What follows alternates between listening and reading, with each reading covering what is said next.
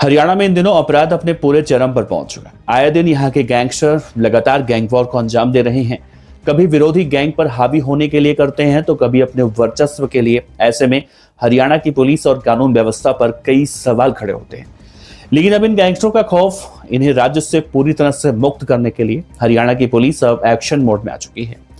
दरअसल हरियाणा के चर्चित संदीप लाठर केस के बाद हरियाणा में पुलिस महानिदेशक का पद संभालने के बाद ओपी सिंह जो जेल महानिदेशक हैं, अब गैंगस्टरों को खुली चेतावनी देना शुरू कर चुके हैं। हरियाणा की पुलिस के महानिदेशक ओपी सिंह जब से अपना पदभार संभाले हैं तब से अपने सिंघम वाले अंदाज में दिखाई दे रहे हैं। हरियाणा के अंदर गैंगस्टर और गैंग वॉर को पूरी तरह से खत्म करने का अब वो बेड़ा उठा चुके हैं। ओपी सिंह ने अब साफ तौर से हरियाणा के गैंगस्टरों को सांप, बिच्छू, लोमड़ी, सियार, गीदड़ तक कह दिया है। ओपी सिंह ने कहा कि गैंगस्टर गीदड़ की तरह भागते हैं और कुत्ते की तरह मारे जाते हैं। किस बात के गैंगस्टर हैं ये और किस बात का उनका खौफ है? पुलिस महानिदेशक ने इस दौरान गैंगस्टर को चुनौती देते हुए यह भी कहा है कि विदेश में बैठकर धमकी देने वाले गैंगस्टर अगर अपनी मां का दूध पिए हैं तो यहां पर टिक कर दिखाएं। गैंगस्टर विदेश में बैठे हैं और वहां पर इसलिए बैठते हैं ताकि उनका वहां पर कोई कुछ बिगाड़ ना पाए। अब यहां पर देखा जाए तो यहां आने की उनकी हिम्मत नहीं है। उनके अंदर अगर वाकई में दम है तो यहां आकर दिखाएं, फिर हम बताते हैं कि क्या होता है। हरियाणा के अंदर किसी प्रकार की गुंडागर्दी बिल्कुल बर्दाश्त हम नहीं हो के ऐसा कह रहे हैं। पुलिस के महानिदेशक ने हरियाणा के रोहतक में एसएसपी ऑफिस में एक प्रेस कॉन्फ्रेंस के दौरान बातचीत करते हुए यह भी कहा है कि हरियाणा में अब कोई गैंगस्टर नहीं दिखता है। ये बदमाश जो होते हैं ये मोटरसाइकिल पर सवार होकर आते हैं, गोली मारते हैं और भाग जाते हैं। कहां जाते हैं पता नहीं। फिलहाल उन्होंने ये भी कहा कि हरियाणा की पुलिस बदमाशों को पकड़ने के लिए इस वक्त देश के कोने कोने में घूम रही है। हरियाणा की पुलिस को अब साफ साफ कह दिया गया है कि अगर कोई गैंगस्टर बल का प्रयोग करता है, उसके खिलाफ कितने भी मुकदमे हैं दर्ज हैं या वो शांति से आता है तो उसे हिंसा की तरह से नहीं बल्कि आसानी से पकड़ा जाए जो कोई जवाब नहीं देता हो। तो गैंगस्टर बेशक कुछ दिनों के लिए विदेश में क्यों ना छिप जाएं, लेकिन अब बहुत जल्दी उन्हें प्रत्यर्पित करके हम हिंदुस्तान ला रहे हैं और कई मामलों में खुलासा भी लगातार उनके द्वारा हो रहा है।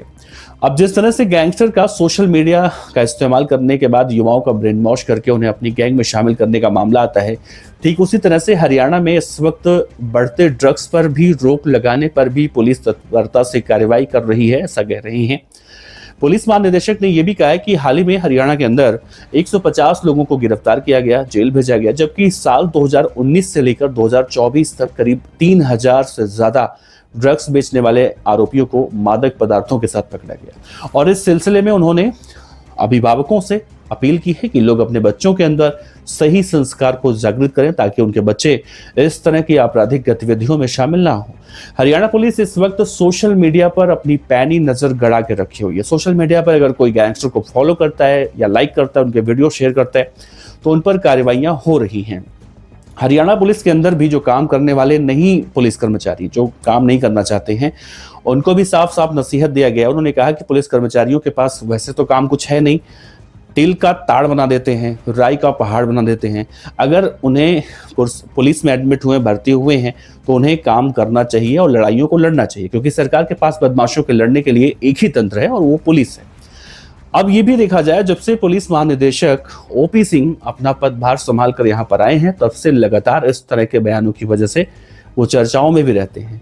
अभी हाल ही में पुलिस महानिदेशक ओपी सिंह का एक बयान सुर्खियों में आया था जिसमें वो कह रहे थे कि पुलिस की एक ही जाति होती है, वो है खाकी, क्योंकि गोली लगती है तो ये नहीं देखती है कि कौन किस जाति का है। फिलहाल हरियाणा के चर्चित संदीप लाठर मामले में भी उन्होंने और चंडीगढ़ के दिवंगत आईपीएस वाई पूरण कुमार के मामले में उनसे सवाल जवाब किया गया तो उन्होंने कहा कि ऐसे मामले नहीं होने चाहिए, ऐसे मामले बहुत ही ज़्यादा पीड़ा पहुंचाते हैं। बहुत दुख होता है ऐसे मामलों को देखकर। हालांकि इस केस में कानून व्यवस्था, पुलिस अपना काम कर रही है, जांच पड़ताल की जा रही है। वैसे पूरण कुमार और संदीप लाठर के बाद ही ये महानिदेशक बनकर यहाँ पर आए थे और उसके बाद इन्हें जिम्मेदारी मिली थी, लेकिन जिम्मेदारी मिलने के बाद ये अपने आप को सिंघम वाले अंदाज में दिखा रहे हैं या फिर वैसे काम कर रहे हैं। अभी कुछ दिन पहले ही इनका एक और बयान निकलकर सामने आया था जिसमें इन्होंने थार गाड़ी को लेकर कुछ बातें कही थी। बाद में कई लोगों ने इसका विरोध किया, इनके ऊपर एफआईआर करने की बातें कही गई, इनसे माफ़ी मंगवाने की बात कही गई वो बयान कुछ इस तरह से कहा कि थार जिसके पास होती है वो बदमाश टाइप के लोग होते हैं, कुछ इस तरह की बातें उन्होंने कही थी। हालांकि बाद में इस मामले को दबा दिया गया, लेकिन अब गैंगस्टरों को लेकर जिस तरह से ओपी सिंह अब दावा कर रहे हैं कि गैंगस्टर अगर अपनी माँ का दूध पिए हैं तो हरियाणा के अंदर आकर दिखाएं, अगर गैंगस्टर गीदड़ की तरह जो भागते हैं, कुत्ते की तरह मारे जाते हैं, मतलब मिला जुला कर देखा जाए तो हरियाणा में शांति व्यवस्था को बहाल करने की कोशिश में लगे हुए हैं। लेकिन इससे ही तरह अगर देखा जाए तो हरियाणा के अंदर अभी हाल ही में हमने देखा रोहतक के अंदर इस तरह से गैंग वॉर हुआ, दो गैंगों के बीच में एक लोगों की हत्या की गई और वहां पर 70 से ज्यादा गोलियां चली। तो ऐसे में देखा जाए तो हरियाणा पुलिस का जो खौफ बताया जा रहा है वो खौफ किस काम का है? क्या ये सिर्फ सोशल मीडिया पर या फिर अपने आप को लाइमलाइट में लाने के लिए इस तरह से बयानबाजियां की जा रही हैं?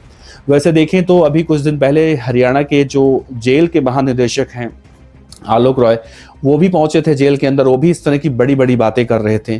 तो हरियाणा के अंदर एक तरफ तो अपराध हो ही रहा है और पूरे चरम पर पहुंच चुका है, दूसरी तरफ इस तरह के जिम्मेदार अधिकारी बड़ी बड़ी बहकी बहकी बातें सोशल मीडिया पर अपने आप को लाइट में लाने के लिए लगातार कर रहे हैं। और ऐसे में अगर आप हरियाणा से हैं तो आप बताइए कि क्या वाकई में जिस तरह की बातें अब हरियाणा के पुलिस महानिदेशक के जरिए की जा रही हैं, क्या वाकई में हरियाणा के अंदर ऐसा है या फिर जो नतीजे हैं या फिर जो जमीनी स्तर पर सच्चाइयां हैं वो इससे बिल्कुल अलग हैं?